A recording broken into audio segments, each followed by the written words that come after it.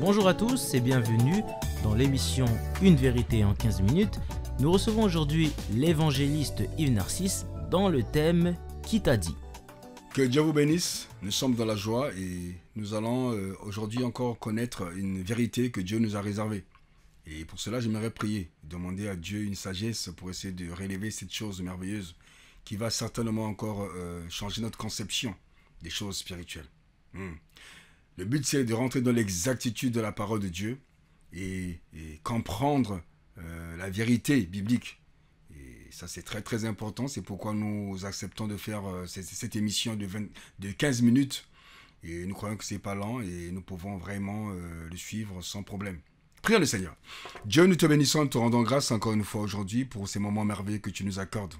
Laisse que ta grâce divine puisse nous accompagner et que la sagesse qui vient de toi, Seigneur mon Dieu, puisse être notre compagnon pour comprendre l'exactitude de ta parole et de grandir et atteindre la stature que toi tu veux que nous puissions atteindre. Que ton nom soit béni encore une fois dans nos cœurs.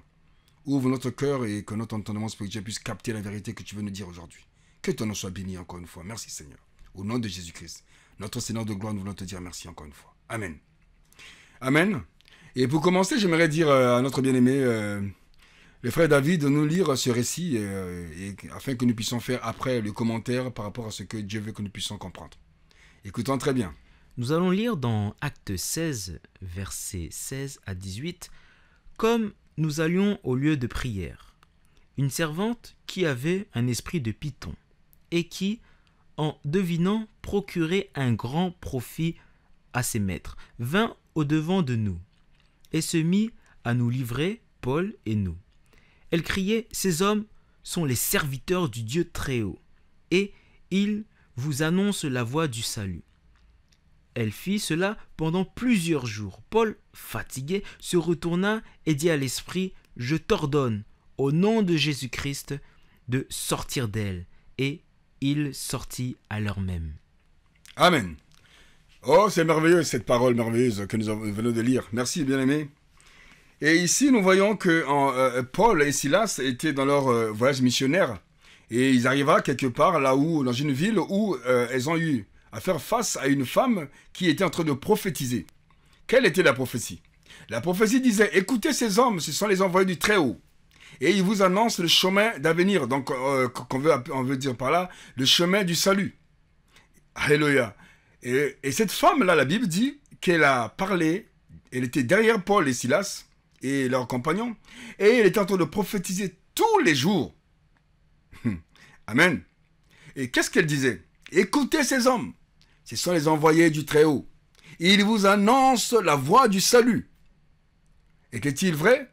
Oui, cela était vrai. Quel était le problème? Quelle était la question à ce moment-là?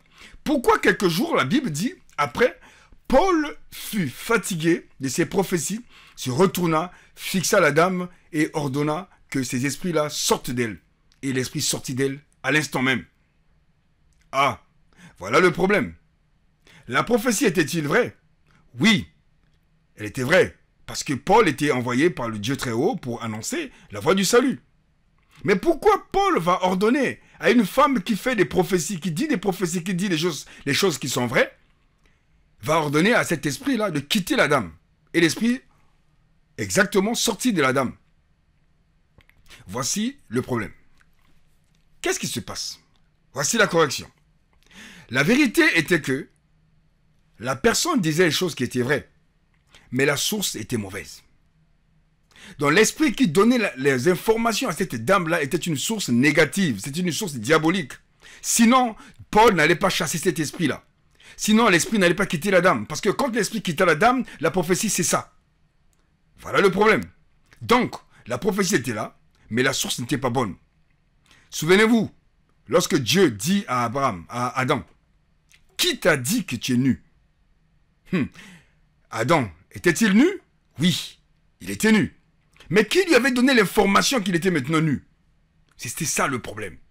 Dieu lui posait la question, « Mais qui t'a dit que tu es nu ?» Donc, il y a une autre source, parce que moi, je ne t'ai pas dit. C'est moi qui te parle. C'est moi qui te dis les choses. Je ne t'ai pas dit que tu étais nu. Mais alors, aujourd'hui, tu dis, tu te caches parce que tu es nu. Donc, tu as découvert quelque chose d'une autre source. Voilà le problème. Voici l'exactitude de cette révélation, mes bien-aimés. Alléluia. La source était mauvaise. Et Paul se retourna, ordonna à cet esprit qui donnait ces informations à cette dame de sortir d'elle.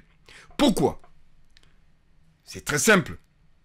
Vous vous baladez, vous êtes dans la rue, vous voyez une personne qui lit les mains, qui les signes de main, qui donne des prophéties, il peut vous appeler, la dame peut vous dire, ou bien encore le monsieur peut vous dire, chez un marabout, je ne sais pas qui, peut vous dire, voici, on me montre, je vois que vous êtes le fils d'un tel. Vous êtes né en tel lieu, telle date et tout. La personne peut vous donner tous les renseignements qui sont exacts. Ce n'est pas ça qui nous préoccupe. C'est pas ça qui doit nous impressionner, nous, en tant que chrétiens, en tant qu'enfants de Dieu. C'est pas ça qui doit nous impressionner. Nous, ce qui nous impressionne, c'est savoir si c'est Dieu qui le lui a dit. Si c'est Dieu qui lui a dit, alors là, on dit, ah, béni soit le Seigneur, vraiment, tu es une femme de prière, tu es un homme de prière, parce que Dieu t'a renseigné. Sinon, parce que Dieu parle, le diable parle.